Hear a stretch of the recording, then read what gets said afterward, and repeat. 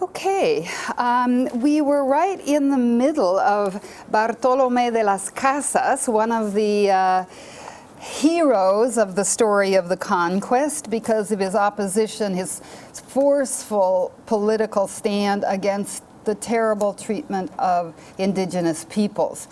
I think I'm going to allow you, as I said at the end of last class, to follow his story and to follow so many other stories that we won't be able to do together in class. You look in your index, see what other entries have to do with Bartolomé de las Casas.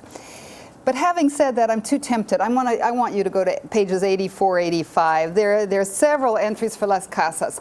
And I told you he's the hero. He wrote to the King of Spain. He said, we cannot treat indigenous peoples. We saw the first entry, 1511, from Santo Domingo, the Dominican, what is now the Dominican Republic, protesting the Spanish cruelty to indigenous peoples. But look, then there's an irony. With Galeano, there's often irony. What is irony? The simplest definition is saying one thing and doing another. I can say, boy, Houston has been really dry this summer, I say. And of course, you know I mean the opposite, often by the tone of voice. We know we've had so much rain. That's a stupid and simple example. Irony can also be contradictions. And irony is also the product of hindsight. I can look back and say, boy, it's really ironic that FDR didn't do something against Hitler's treatment of the Jews, despite the fact he most likely knew what was going on with the death camps. Now I can also say it's very tragic. Irony often comes from a kind of how do you put a name on it kind of thing. There are examples of irony throughout these volumes of the trilogy. Here's one, and since it has to do with Bartolomé de las Casas, who so vigorously defended indigenous peoples against slavery. Look at 84, 85. You'll see the irony very quickly. You'll probably, I hope you've gotten there by now and way past. We'll skip to the end, top of 85. We see that he's writing to the Council of Indies, the governing body of the colonies of the Americas, located in Seville. You can still go see the Archive of the Indies, where all of the administration of the imperial territories was carried out, that is, of the American imperial territories. Look at the final paragraph, top of 85. Here's the irony. We see that we see the quote above, how can you let such tragedy occur? And then he says he gets up, walks, his white habit flaps amid clouds of dust. We remember that he converted to be a Dominican friar. We have already seen that in the earlier passage. Later he sits on the edge of the studded chair. He scratches his nose with the squill pen. The bony hand writes. This is the literary part. No, who knows whether his hand was bony or not. There weren't photographs. But this is imagining the situation as Galeano is. For the Indians in America to be saved and for God's law to be fulfilled, Fray Bartolomé proposes, Fray means friar, right, brother. Fray Bartolomé proposes that the cross should rule over the sword. The garrison should submit to the bishops, and colonists should be sent to cultivate the soil under protection of strong fortresses. The colonists, he says, could bring black or Moorish or some kind of slaves to serve them, or live by their own labor or in some other way not prejudicial to the Indians. So there's the irony. He's protecting indigenous peoples against slavery, but he has no problem with slavery in general. Why don't they just bring some black people or some Moors, some captive Islamic or Arabic peoples? That's what Moorish means. I've told you it's a synonym for Muslim in the discussion of Spanish history. A synonym for person of Arabic Muslim descent. So there's the irony, and as I was looking through to see the rest of Las Casas, I thought maybe we would look at that as an example of the kind of irony that hindsight allows. It didn't seem ironic to Bartolomé de las Casas. He's defending indigenous peoples. The capital of the state of Chiapas is named San Cristóbal de las Casas, after him. So we see that things often are less simple than they seem. We already talked last time about Bernardino de Sahagún, the great anthropological Franciscan who records the life and ways and culture of the Nahua peoples, whom we call Aztecs. It's a name that came up later, and yet we see that he's also converting them. So he's recording the practices against which he is also working, or which at least the Franciscans are working to extirpate, to uproot. There's one more of these cases that we'll look at, where the good news is the bad news and vice versa, that kind of one. It's a very beautiful passage, 137, and then I'm going to ask you to ask questions or to lead us to some of the places that you would like to go. 137, the fire blunders, mani. Now, again, when I kind of wish that Galeano had said Mani, New Spain, but he didn't. It happens to be in the state of the Yucatan, what is now the state of the Yucatan. And it's about one more of these frais, F-R-A-Y, one more of these friars, who is known. I have his books on my shelf because I'm interested in Maya culture. He's known because he recorded Maya script. Maya script is pictographic, hieroglyphic. It's not alphabetic, though there are some phonetic signs. There's been a great deal of work decoding Maya script in the past 20 years and a great deal of progress. It was often etched on stone. So if you go to the Yucatan, you'll see stelae that are engraved with the language of the Maya. Diego de Landa was an early Franciscan, I believe, I feel certain, who was sent there, and he begins to madly burn all of the codices. We're going to talk more about codices. It wasn't only on stelae and in stone that Maya language was written down and Nahua language. It was on parchment, on deer skin. These were often rolled as, not often, they were more often like accordion pleated texts. The Spaniards came upon a whole bunch of them. There was a sophisticated written language in both Maya and, I'll show you pictures, Maya and Nahua cultures. And of course, Diego de Landa, his job is to come and start burning the pagan stuff. I tell you, centrist religions are inclusive, according to Paz. They also can be very cruel. You're going to be included, but on our terms. We're going to get rid of your codices. Diego de Landa does that, even as he's keeping track in a book that you can buy on the internet in paperback called The Ways of, can't tell you exactly the title right now, The Nature of Things in the Yucatan, or something like that. So he's recording even as he's extirpating. And by extirpating, that nice fancy word, I mean uprooting. That's what it literally means. He's recording as he's erasing. So here's a beautiful treatment where Galeano uses irony. What he basically says is De Landa was a big deal in both his recording and his erasing, but not as important as the people who tell the stories to successive generations. Again, this notion of singing the history. Let's just read it. It's really one of my favorites, and then with that, I promise I'll let you talk. Fray Diego de Landa throws into the flames one after another the books of the Mayas. The Inquisitor, that's de Landa, curses Satan, and the fire crackles and devours. Around the incinerator, heretics howl with their heads down. See, this is from De Landa's point of view. You're going to see a flip in point of view. This is from the bad guy's point of view. Hung by the feet, flayed with whips, Indians are doused with boiling wax as the fire flares up and the books snap as if complaining. Tonight, 8 centuries of Maya literature turn to ash. Now we've moved now in a way to Galeano's perspective. He's telling us 8 centuries later what happened. I'm sorry, 5 centuries later what happened, almost 5, 4.5. Tonight, 8 centuries of Maya literature turned to ash. On these long sheets of bark paper, signs and images spoke. They told of work done and days spent, of the dreams and the wars of the people born before Christ. With hog bristle brushes, the knowers of things. It's a translation of the word tlaquilo, meaning priest, painter, scribe.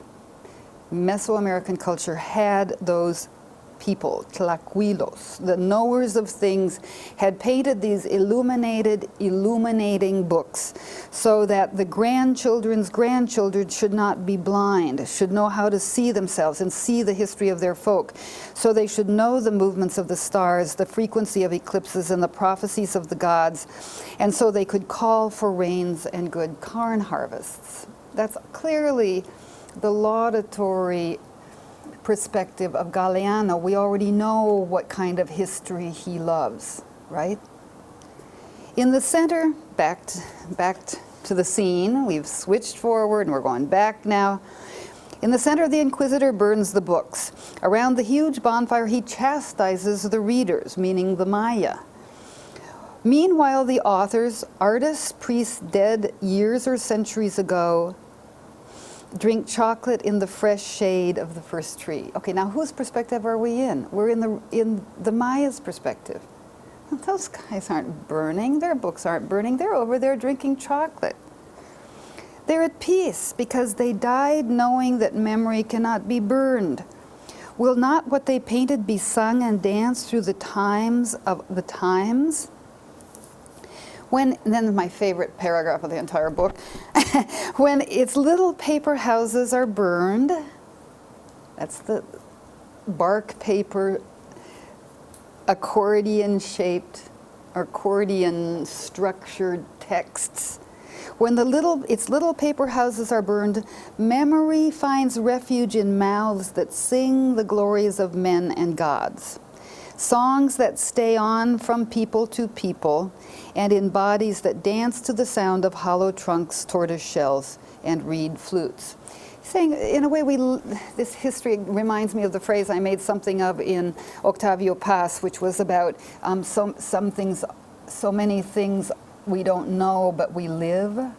You remember he says the indigenous presence is, by contemporary Mexicans, not so much known as lived. And I think that's what we're talking about here. This history still is alive. It's lived in the songs that men sing, in the dances that they dance, in the music, and so forth. So I wanted to point that out. The irony is, of course, Delanda.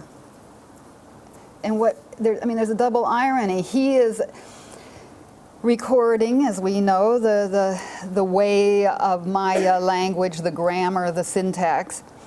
At the same time, he's trying to burn and does burn. This in Mani. You can go to Mani today. I've done it. It's a big old church, and a huge atrium, which is what the front yard atrio is called in Mexican parlance. I don't know why it's called. We think of atria or an atrium as an indoor kind of lit garden downtown. Some of the skyscrapers have atriums, but in Mexico, when you speak of an atrium, what you mean is the front walled churchyard.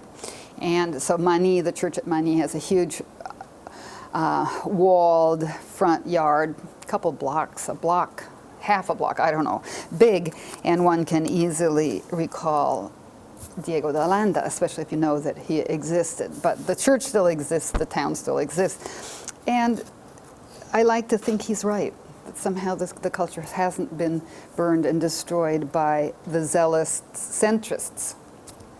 So, okay, there are a million others. How are we doing in reading it? You're noticing it's a rather different experience, a reading experience from reading a history book, which is a linear narrative of what happened, I don't know, in the Haitian Revolution between X and Y years.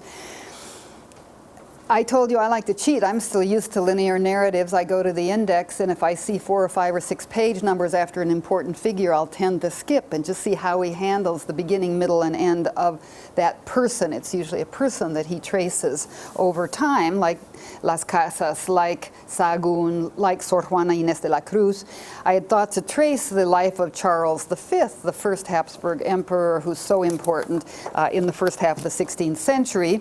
We can do that if we run out of time with your suggestions, but could I ask for a volunteer to just tell us which page to turn to, tell us what you found interesting or not interesting about this passage, what you found puzzling, what you didn't know what he's talking about? Because it's true, this isn't in a way descriptive, it's dramatic. You enter into the scene at Mani. He doesn't start by saying it's Mani, Yucatan, New Spain, where this guy did what I just told you he did. You have to, if you're interested, search things out.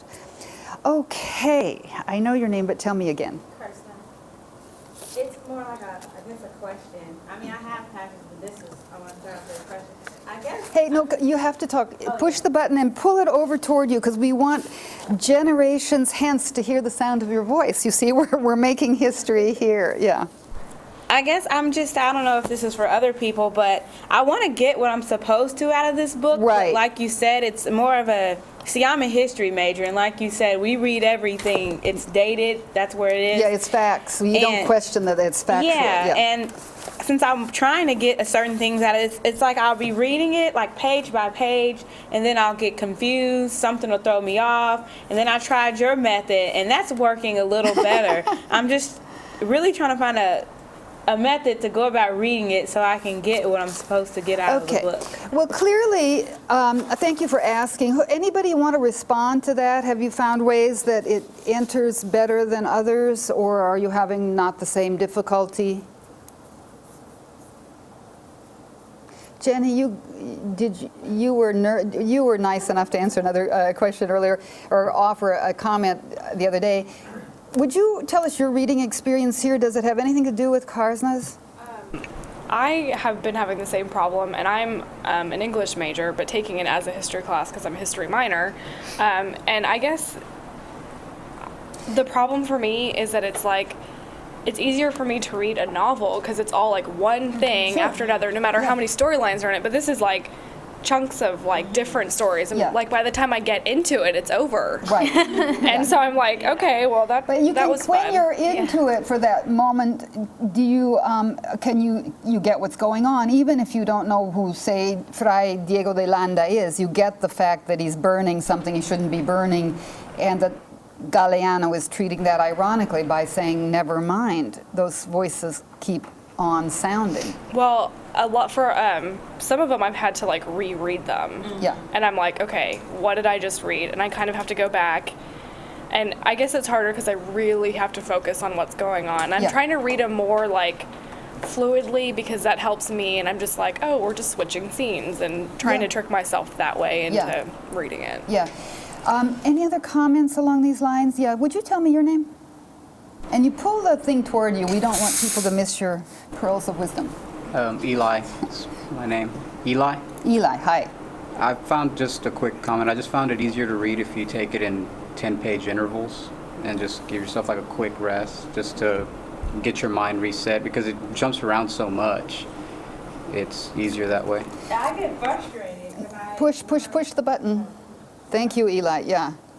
I just find that I get frustrated, like she said, when I really get into it, the next passage will come, and then it's like, okay, this had nothing to do with and I know he probably ordered it in the way he ordered it to get a meaning. I'm just trying to figure out what exactly the meaning is. Yeah. Okay, so a couple more, another comment here, and then let's try a couple more, thank you, or whatever, 3 more. Help, oh my gosh, everyone's talking all at once. This is making me so happy. Would you tell me your name, please? My name's Sarah. Sarah. Yes. Sarah, talk up. The acoustics in this room, or am I getting deaf? I'm not sure. Okay, I took a postmodern fiction class in English, and we read a lot of nonlinear narratives. Nonlinear narratives is a good way to talk about this, yeah. Yeah, and I would say my professor told us just read the book, and the book will teach you how to read it. If you can't remember something, you're probably not meant to. Just keep on reading it, you know? And no, I mean, there's a That's there's true. a You can't theme. remember all of There's a theme. It's just impossible because I don't know anything about history. So I'd have a real hard time if I analyzed every single, passage. And Yeah. so I'm just reading it and I'm finding like things are coming up and people being persecuted. I mean, Yeah, you certainly get the themes, even if you don't know, say, Fray Diego de Landa. You see that something terrible is going on, and that's a great theme of these first 2 centuries of Genesis, is the terrible rape and pillage of the land and of the peoples of the Americas, North Pole to South Pole, by invaders. So, yeah, so thank you. Nonlinear narrative. Yes, sir. Would you tell me your name? Christian. Christian, and could you pull the mic toward you? Yeah. Just to agree with what Sarah said, this is a nonlinear text, and like memory, things when you're telling a story to someone from your own memory, things aren't always linear. You go back and forth and go on tangents. So, I mean, he is telling revitalizing history for the Latin Americans. Right. And one of the words in the title of the trilogy is, after all, memory. And you're right. We all know, we literature students know from the stream of consciousness novels that we've gone through, Faulkner or Virginia Woolf or James Joyce, that those are very difficult novels to read, precisely because the point is the mind doesn't necessarily work. We jump from one thing to another. We call it free association. We say, oh, it'll come to me in a minute. That gets more and more common with me. And then for some reason, my mind comes up with the name I was trying to think of. Who knows why or how. So thank you. Yeah, the nature of memory itself, we might say, is the subject of this book on some level, and the ways things are forgotten. He talks about amnesia at the beginning, and he's trying to counteract that. So, and I did want to go back to Carson's point too, that the juxtapositions, and also to Jenny's for that matter, the juxtapositions of the pieces are carefully set. There's a lot of irony in the juxtapositions. Notice one and then say, oh, I see. Especially, I was just noticing this morning as I was going over it, between the final section of the first part, which is called, I've forgotten what right now, the first 40 pages, which are the mythic voices. They're called first voices. And then when we get to page 40 or 40, well, 42 is the final one, which is this prophecy of doom from the Chilam Balam. The Chilam Balam, you can get it on the internet. It's a book. It's a prophetic text, post-conquest, written in Maya, in the language of the Maya, a mythic book, and you see what it predicts. If you're on page 42, the scattered through the world shall be the women who sing, and so forth. Men will be turned into slaves. Sad will be the face of the sun. The world will be depopulated. It will become small and humiliated. And then follows 2 2/3 books showing a bit the opposite. From the indigenous point of view, he's right. But look what happens with the conquest. Huge populations, huge sets of events. So there's an ironic transition to the next section there. You can say, gosh, isn't that too bad? The world has ended or will end in this way according to the Chilam Balam, the sacred text of the Maya, Quiche Maya, I think. That's the Popol Vuh is the Quiche. I'm not sure which group of Maya. But then you look at page 45, 1492, the sun route to the Indies, the moment before landfall.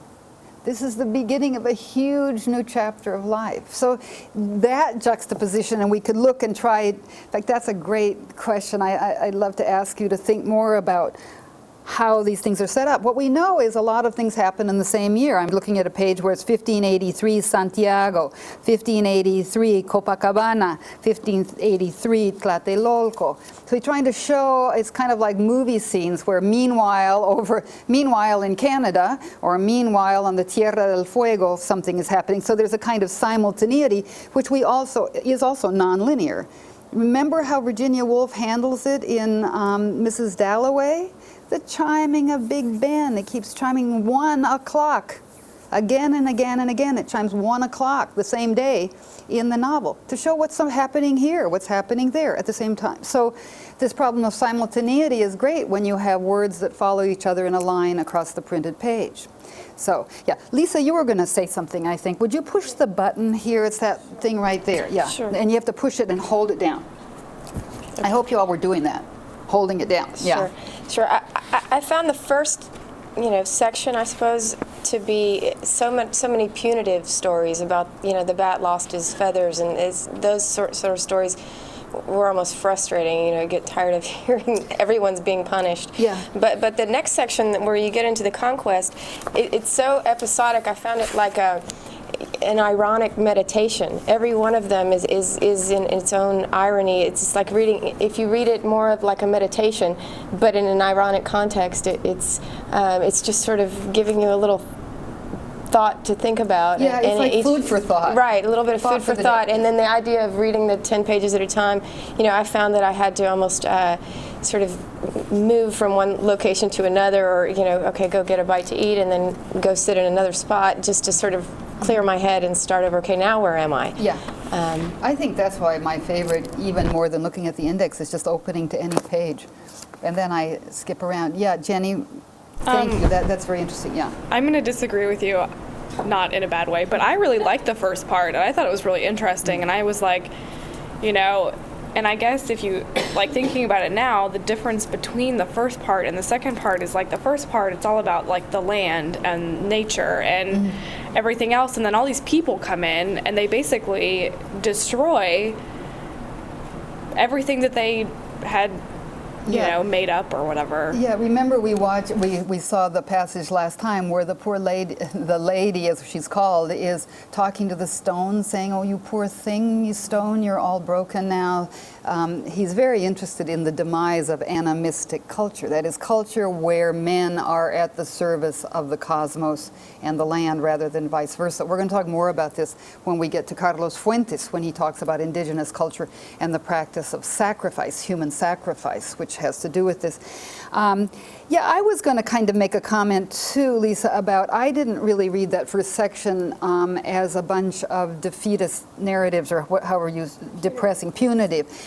What I would have said had I had to generalize, but I'm perfectly glad to be persuaded by you if you feel like persuading us, is that I consider foundation myths and explanatory myths, how the something got its something, or how the world began and ultimately how it will end. So I took them to be all explanatory. Myth is often explanatory. This is how it happened, and that's why it's the way it is. And especially in American indigenous cultures. I love the definition of myth that it is. A myth is a story that a culture tells itself in order to understand itself. We can try to think up American myths, U.S. myths. Well, to me, the biggest myth in the culture I grew up, which is Anglo-American Midwest Protestant culture, that's who I am, is the possibility that you can do anything in the world you like. I later learned, as I told you, I looked around years later and saw that there weren't any women professors, but it didn't occur to me at the time to question the myth that was given to me, which is if you study hard and you're a good girl and you're obedient to your parents, you can do anything you want. In other words, the myth of the rugged individual, the myth of the Abraham Lincoln president from log cabin, da-da-da, I think that is a myth that our culture tells itself in order to understand itself. Now, what do we understand about ourselves? That we're upwardly mobile, that we're democratic, that we think we're not classist. I don't think it's a bad myth to tell yourself, though it turns out probably it's not always true. In fact, lots of times it depends a lot on where you're born and what you look like, and indeed what gender you are. So, but I thought of these early, Lisa, see if this persuades you a teeny bit, or see if this makes any sense to you, that these early myths are more explanatory. They're like cultures telling themselves how things happened and in some distant time, and therefore how they are now. Does that make sense? Yes, I picked out one story, and it was on page 29. Oh, let's see it. Okay, go to 29. Mate. Yeah. Mate is the sort of slightly hallucinogenic tea that's important. Mate is the way it's said actually, and there doesn't actually need to be an accent. There shouldn't be an accent over that e. It's pronounced mate. And if you know Spanish, when you know a vowel ending a word, the accent falls on the penultimate syllable, casa, mesa. etc. So get rid of that. Would you just put a little, do you know the editorial sign for deletion? You start your pen on the thing you're deleting and you go like that. It's like very satisfying. Okay, so get rid of that accent. It's mate. Yes, tell us. So this particular story stood out to me, and that's when I actually went back and looked at the others, because it was the first story that I noticed that didn't have I told a story about a commendable behavior, sort of a young peasant, or an old peasant, protected the moon and looked out for the moon when the moon came to Earth, stole away in the night to come taste the fruit and swim in the rivers. Yeah. And the peasant gave the moon their last tortilla and sort of did all these kind things, and in exchange, sort of, mate exists. That's Yeah, the flower mate. that mate is around his house now. And I just thought it was the first, or in one of the few stories that I found that sort of didn't say, it sort of didn't include an element of punishment. That sort of didn't say, okay, the bat was proud and so he lost his beautiful feathers, or there were any number of ones that sort of did explain why. And this one didn't really explain why. I thought it was interesting because it described a very lovely, sort of social quality, or an event that happened, but it didn't really kind of go into the why so much. Yeah, okay, interesting. Well, thank you for pointing that out. Has anyone had mate here? Any Argentines in the group?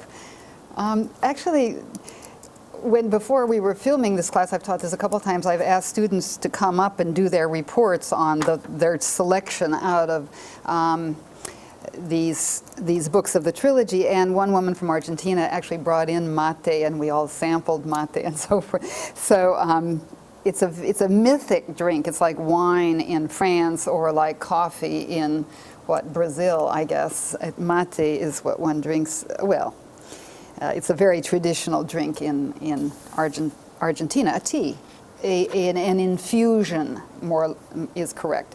An infusion is something that you put hot water over and it brews. Comments about that particular one? And I know there was another hand someplace about how to read. And Eli, I wanted to go back to yours for 1 minute, and Jenny's too, which is that what you guys are saying reminds me of how I read poetry, which is to say with difficulty. I think this is more like reading poetry than it is like reading a novel. Because poetry, my mind wanders. I mean, I need the narrative thread to keep me going, and I want to lose myself in the novel, that phrase that and identify with characters. And this subverts that in a postmodernist fashion. He wants you to know these things, he wants you to feel it, but he wants you then, he's trying to do something other than write. Any one of these pieces could have been a novel. He didn't want to write that novel. In fact, he doesn't write novels. I never did tell you what he does mainly, and I should perhaps do that. Someone here mentioned Open Veins of Latin America. Who is that? Yes. He has several books of political essays translated. If you go to Wikipedia, you can find these out very easily. Open Veins of Latin America. I happen to have 2 of them upside down. Patas Arriba, I think is the title in Spanish, upside down. The Book of Embraces. That I can't think how that. El Libro de Abrazos, but that doesn't sound right. The Book of Embraces. And then he has a book, and I looked this up on Amazon to make sure it was in English, Soccer in Sun and Shadow. He's a huge soccer. He wanted to play soccer. He was very talented. Now he comments on soccer. Another of my Argentine students a couple semesters ago brought in a DVD where he's calling the shots, calling the soccer game, and commenting on it. What's interesting, and I should have said this at the very outset about this trilogy, is he's writing it when he's in exile. He was exiled twice. If you know your recent history, and many of you do, of Latin America, you know that Uruguay was the first of, second of 4 important military coups in the Southern Cone, if you count Brazil as being in the Southern Cone. No, Brazil was 64 or something. I'm sorry, I don't have my note card. We'll come to it in the Century of the Wind. We'll read about all of these military coups, and we'll talk about why. The one in Uruguay was 1973. What happens when you have a military coup? Mainly intellectuals, students, as well as liberals, leave. or people who were in the previous regime. 1973 was the coup in Uruguay. He moves to Argentina. What happens in Argentina? In 1976, Argentina has its own military coup. He leaves one more time. He's a liberal, he's an intellectual. When there are military coups, a lot of people leave. We know that very well from our own history of receiving Cubans for 40 years after the military coup of Fidel Castro in 1959. So he's in Spain until 1985, when the military regime, I guess, gives up. I'm not sure, or whether I take it by then the military regime was done. They all did end. He returns only in 1985. So we know this book, of course, these volumes, we know the dates of publication. The last date is 1984. Right now, I'm not sure, this one was published, the first one, they're published over a series of 2 or 3 or 4 years, the 3 volumes. So that he's sitting in Spain, his country, having had to leave 2 countries because of military coups, you can imagine how that changes the sense of injustice, of urgency, of desire to say, no, we can't forget, or this is going to keep on happening again and again. So he's been in the thick of, let's say, Latin American problems, cultural and political problems for a long time. Anyway, I just wanted to mention that. Okay, let's see, where were we?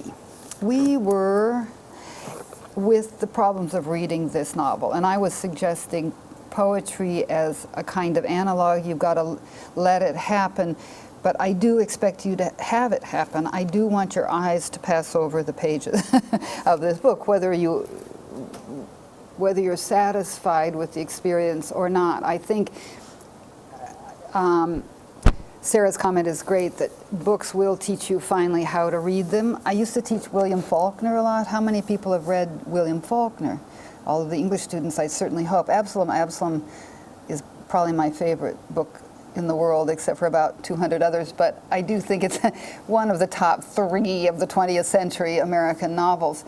And when I used to teach it, I got to get back to teaching it, but I got more into teaching Latin American works. I would hand out a plot summary at the beginning and say, look, there's stuff you need to know on page 1 or page 7 or page 15 that you're not going to find out till page 215, so you're going to be confused until you get to 215. Did Faulkner intend that? Of course he intended that. Otherwise he would have put it on page 16. But when you have only once to read it through, I say to my students, excuse me, I'm betraying Faulkner, but here's a plot summary, because we only have once to read it.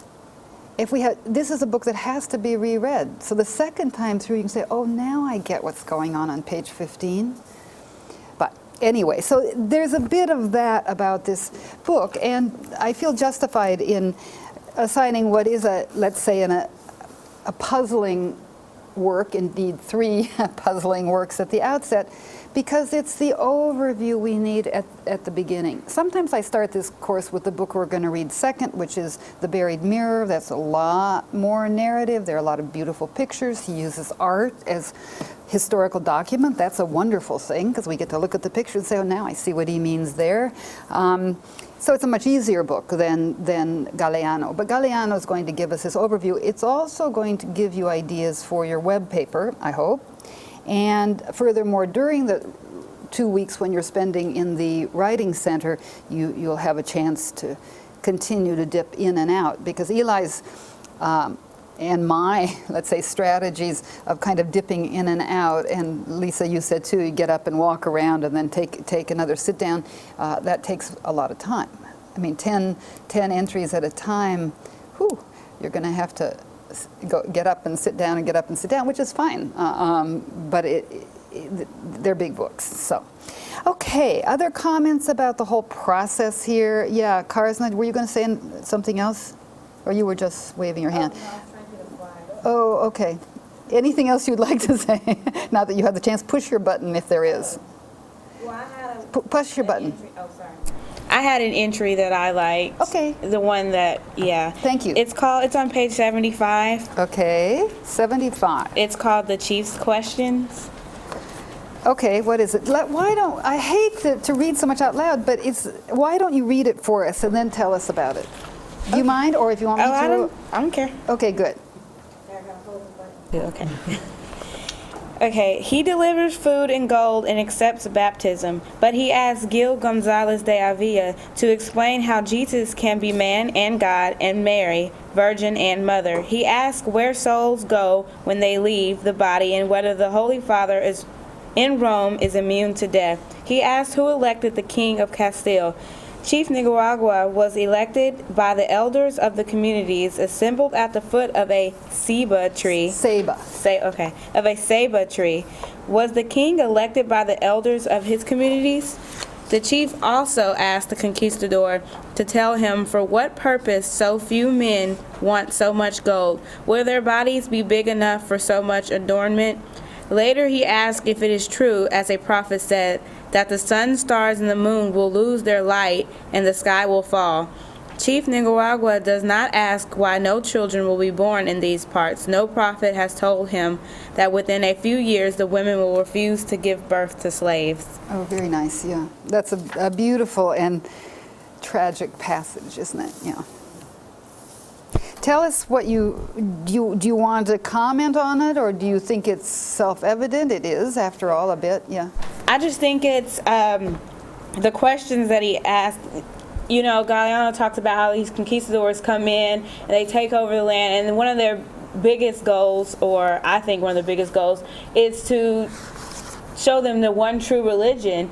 And then the chief asked these questions, and he's saying almost like, oh, you're coming here to show us this one true religion, but you have all these selfish motives behind what you're doing, and the things that you do are so selfish, and can you even explain to us why this is the one true religion? And I just think that's I thought that was interesting to me, because, you know, when you're like me being Baptist, we go out and we tell people about our religion, and then people come up with these questions and you don't know them. You're kind of like, wow. And it's kind of like the same thing. This is supposed to be the one true religion. What is so wrong with the way we do things? And now you're coming, you know, trying to tell us, well, we should do it this way or believe this way. Right, and of course the irony here, this drips with irony, is that it isn't a better way. And then he ends up that women will refuse to give birth to slaves. In other words, what we're really talking about here is something that's far more noxious than converting souls. So you can say, well, that's a cheap irony. We know that forever, that of course greed was partially the motive for saving. You know, I've used that phrase, the spiritual conquest. I also want to say that I think there was what I want to say is that conquest was justified by conversion. There was a deep-seated sense that we had to convert these people, but the conquest had many other motives, and so this shows it very nicely. And what sometimes in this whole matter of understanding that we were just talking about, that Galeano will do for us, is he'll give us a hint. Chief Nicaragua, for example, when I looked at this, I don't know where Coacapolca is. Now I could Google it in a minute and I'd find out, but then I say Chief Nicaragua, so I understand that he's talking about Central America, still New Spain. And I love the part, I'm so glad you're pointing our attention to this. I love the part about, will your bodies be big enough for so much adornment? They don't the Chief Nicaragua clearly doesn't understand this lust for gold, because his culture doesn't use gold in the same way that Europe does. Any comments or questions for Karsa? Yes, sir. Would you tell me your name? Cody. Cody. What do you have to say? Oh, you're going to do the next one, or are you going to ask Karsa something? No, it's very similar. It just reminded me of Columbus on page 45. Okay, let's go to 45 then. And was this the one you had chosen to talk about? Okay, good. So you see, now this is perfect. You're making this point about nonlinear narration very nicely. There are going to be things that you're going to start jumping back and forth because you'll recall similar. And they're really, if we had to list the numbers of themes, we probably could come up with about 8 or 10. And one of them is this irony of cultural misunderstanding. Yeah? Tell us, read it for us, why don't you? Okay. He falls on his knees, weeps, kisses the earth. He steps. I'm sorry. Okay, bottom of the page. I was up at the top. Bottom of 45. Yeah, Thank Columbus. you. He falls on his knees, weeps, kisses the earth. He steps forward, staggering because for more than a month he has hardly slept, and beheads some shrubs with his sword. Then he raises the flag. On one knee, eyes lifted to heaven, he pronounces 3 times the names of Isabella and Ferdinand. Ferdinand, yeah. Beside him, the scribe, Rodrigo de Escobedo, a man slow of pen, draws up the document. From today, everything belongs to those remote monarchs. The coral sea, the beaches, the rocks, all green with moss, the woods, the parrots, and these laurel-skinned people who don't yet know about clothes, sin, or money, and gaze dazedly at the scene. Luis de Torres translates Christopher Columbus's questions into Hebrew. Do you know the kingdom of the great Khan? Where does the gold you have in your noses and ears come from? The naked men stare at him with open mouths, and the interpreter tries out his small stock of Chaldean. Chaldean. A biblical language, yeah. Gold, temples, palaces, kings of kings, gold. Then he tries his Arabic. The little he knows of it. Japan, China, gold. The interpreter apologizes to Columbus in the language of Castile. Columbus curses in Genovese. He's Italian, remember, from Genova, yeah. And throws to the ground his credentials, written in Latin and addressed to the great Khan. The naked men watch the anger of the intruder with red hair and coarse skin, who wears a velvet cape and very shiny clothes. Soon the word will run through the islands. Come and see the men who arrived from the sky. Bring them food and drink. Yeah, very nice, yeah. You want to comment, Cody, on parts of that? I mean, it's hysterically funny. Here's this translator trying out his bag of tricks, Chaldean, the ancient biblical language, and of course the great Khan showing that they're persuaded they're in China. So there's so much that goes on here that's informational. Tell us about it. Other things you want to say? Well, it's just interesting to see how he tries several different languages and he never forgets to mention gold. And yeah. He knows that in a lot of languages. Yeah, right. Yeah, good point. And then just how you see the differences between, kind of like what she mentioned about their motivations and what what they're looking for, and compared to the natives of that land and how they're excited to see these people, and the first thing they want to do is treat them well and even throw like a party for them. While on the other side, they want to take what's theirs and claim their land. Yeah, thank you. Very interesting. We'll see if any of you chooses, or maybe I'll choose eventually, though we're never going to be able to do enough. But you remember that Cortes conquers fairly easily a huge city, Tenochtitlan, Mexico City, because it's considered at first by Moctezuma that he's a god returning. Octavio Paz says about that the reason finally that the Europeans defeated the indigenous peoples in a case like Tenochtitlan, Mexico City, where they were far outnumbered, wasn't because they had gunpowder and horses, which they did, and which hadn't been seen before in those parts, but because the Nahua culture had no sense of the other. There were certainly differences among tribes and tribal warfare, but they didn't have a way to understand that this was something that was outside of their system of understanding. So that's a bit, whereas Europe had already found out about China. Marco Polo had been to China, brought back tales that there's something way different from us, and that's Asia. So he says, so Octavio Paz's theory is, the indigenous peoples were overpowered, but basically they welcomed the Europeans thinking that they were their own gods returning from having been elsewhere, especially Quetzalcoatl, the plumed serpent. So that's this italicized phrase, which 52, I got to run back and look for where he got that.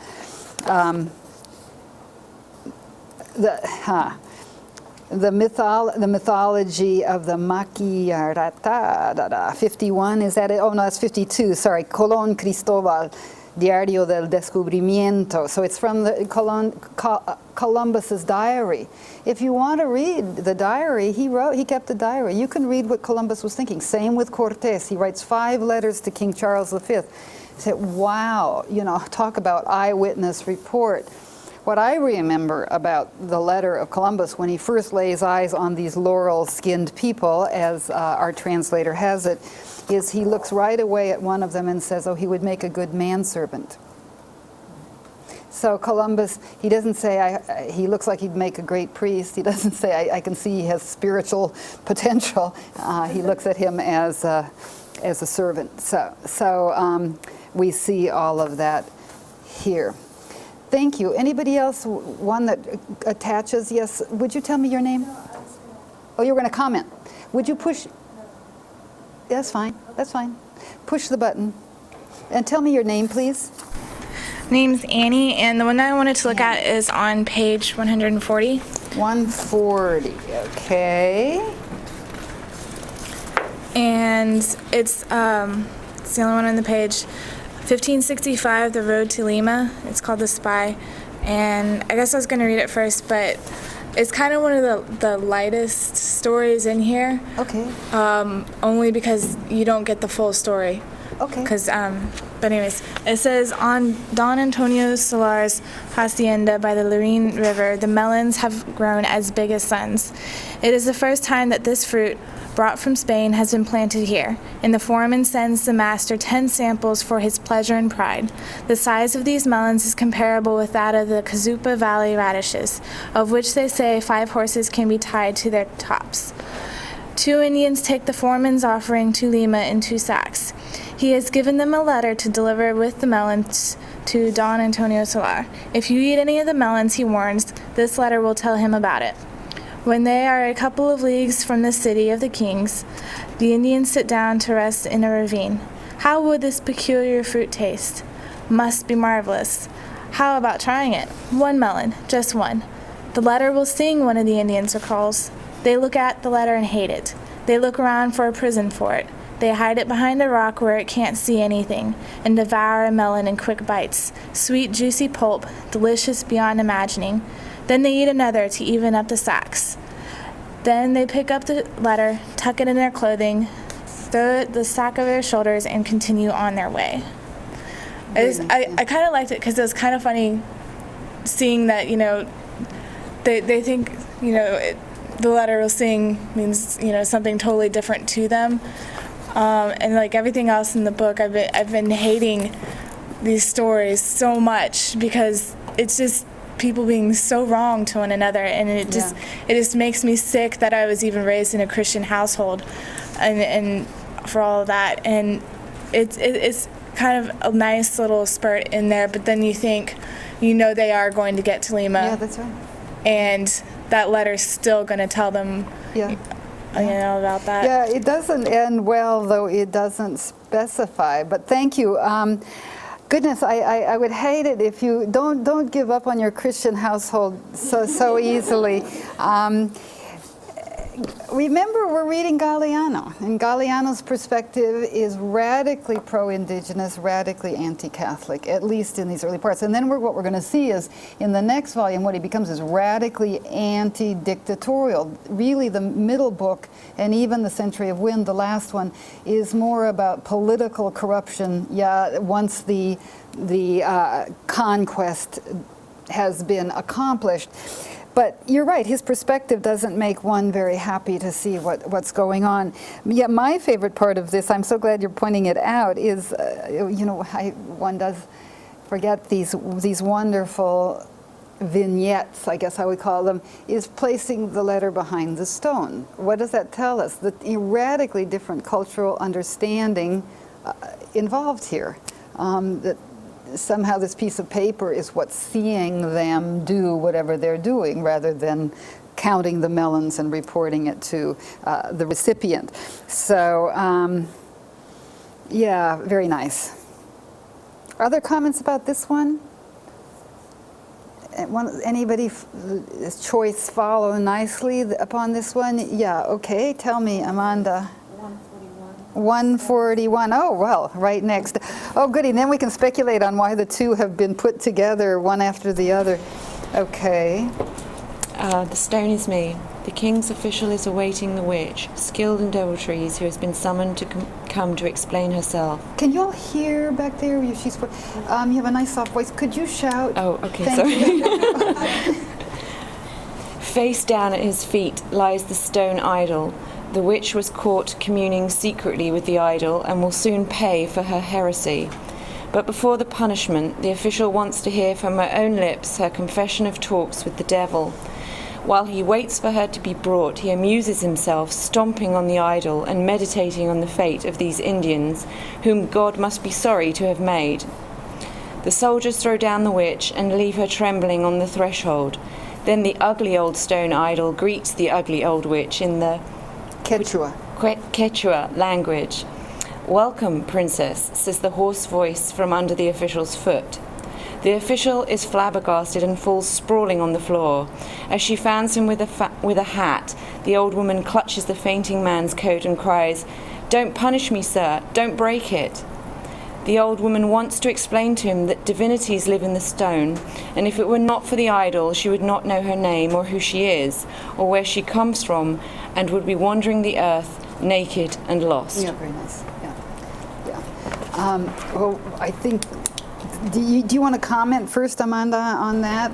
I just thought it was incredibly ironic that, priests in church, they look at the image of Christ and they mutter and they talk to Christ. Mm-hmm. And yet this woman is condemned for doing the same thing. She's looking at an image and she's talking to it. Mm-hmm. And, we believe that, Moses talked to the burning bush. Well, why cannot a woman talk to an idol, and why cannot the idol talk back? I mean, it's magical realism in a way, but it's also very kind of ethnocentric that they just completely didn't believe that this idol could talk to them, or that these people had a right to talk to their idols, to their gods. Yeah. So. Yeah, ethnocentric would be the word. Again, this concept that we're dealing with of a centrist religion, which is the Catholic Church, where if the religion considers itself the only religion, then there has to be a way to include the other. Unfortunately, including the other often means beating the other on the head and getting rid of the idols, and putting images in their place.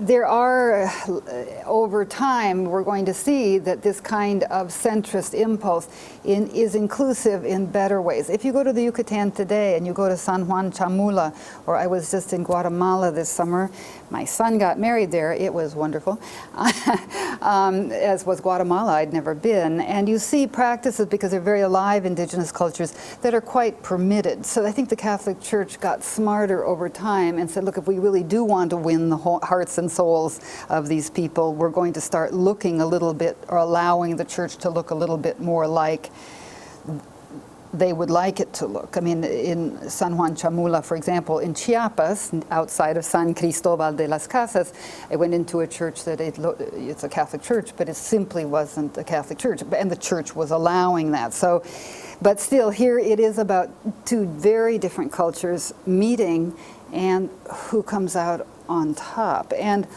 what I want to say is, if you go to Mexico or Guatemala or other parts of indigenous Latin America, the Andean region, you do wonder today who came out on top. The indigenous cultures are thriving.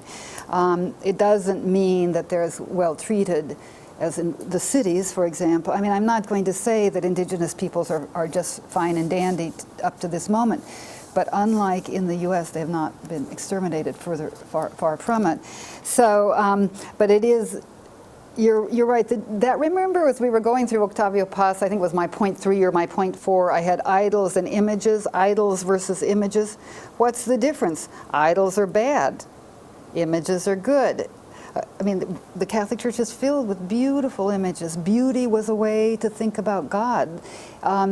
We'll talk more about that. Whereas idols, you read Cortez's letters, he barely sets foot on land near what is now Veracruz, Mexico, before he has his guys run up a pyramid and toss an idol down the steps, a carved image, a graven image.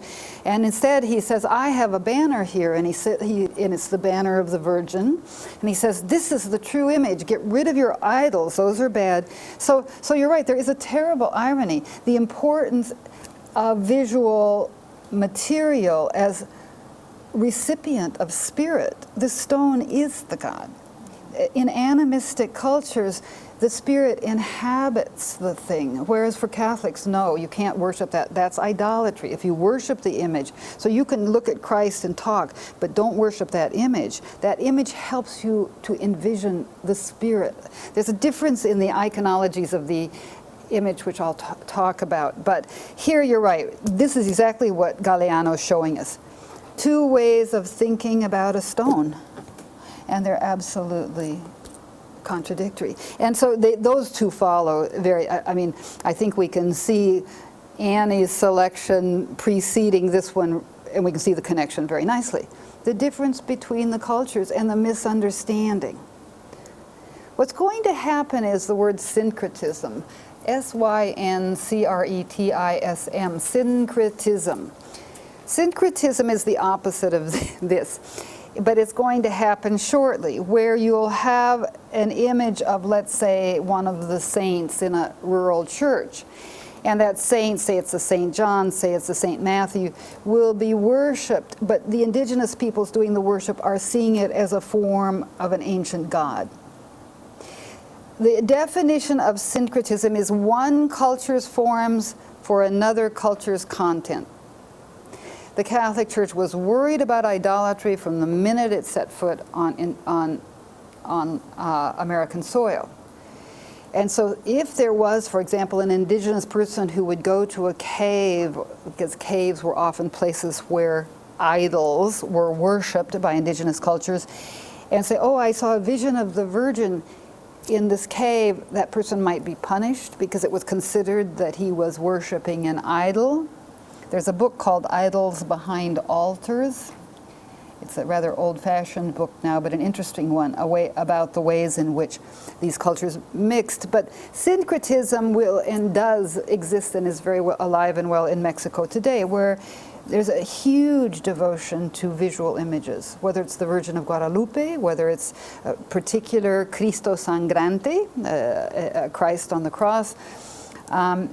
And one sees that tremendous devotion, especially, well, everywhere in Mexico to images, and you realize that some of this worshiping of stones and trees, the animism of indigenous culture still exists beneath the surface of Catholic images. I think it's what makes the culture so rich. These cultures have blended in a syncretic fashion. So, okay, next person, and we think we have time for about one more. Okay, Melissa, you know what we have is we have 4 minutes and 42 seconds. So you'll have to tell us quickly. Okay, I just like to point out that if you look at the beginning of the book and the stories about the indigenous, and then look towards the end, for example, on page 260, where he tells stories about Sor Juana Inés de la Cruz, I like to see the parallels between the two. Okay. For example, the indigenous were being punished for, or their knowledge was being burnt up, like we saw with the Mayans. With Zelanda, yeah. Right. And now Sor Juana, she is seeking that same knowledge, you could say, worrying about the astros and astrology and all that, and she is also being punished for it by well, the convent or the Catholic Church or whatever that might be. Yeah, so the 1681 Mexico City, it gets worse for Sor Juana Inés de la Cruz, the greatest poet of Mexico. She lived between about 1648, and her death date is 1692 or 3, I believe. She lived to be 43, I believe. She was a nun. She went into the convent, it is said, in order to have an intellectual life. That was the only way a woman could have an intellectual life. She was very distinguished and brilliant as a child. Look at page this 260. Do we have time?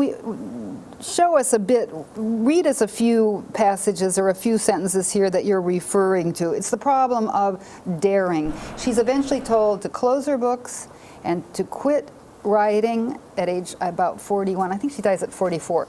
And she dies shortly thereafter, nursing nuns in the Geronimite convent where she lives, which you can visit today in Mexico City should you wish to do so.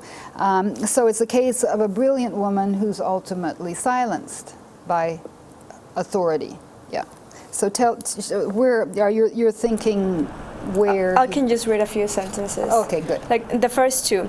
After matins and louds, she sets atop to spinning in the flower and studies the circles it draws. She investigates water and light, air and things. That's the one that reminded me of the Mayans studying astronomy. Right. Then towards, the third paragraph in the middle, it says, Sor Juana has set up a debate, and she passes many nights without sleep, praying, writing, when the endless war starts up again inside her between passion and reason. Yeah. So it's a much internal debate, not maybe like the Mayans, which was a more social. But it's very interesting how even inside of her she's having this war, this debate. Yeah. And then at the end it says, the last paragraph, only suffering will make you worthy of God, says the confessor, and orders her to burn what she writes, ignore what she knows, and not see what she looks at. Yeah. So And not see what she looks at. That's quintessential Galeano. Yeah, how can you not see what? Please be blind. Yeah, and then I think we have one. I traced Sor Juana. The last one of Sor Juana is page 271, 72. We don't have time to look at it. Sor Juana at 42. But that is where we see her expires. So I ask you to trace Sor Juana, as we won't have time to do. For those of you that have, we'll just keep on, and I'll keep on asking those of you who haven't pointed to a passage to do so over the next couple of weeks as we move on to the next 2 volumes.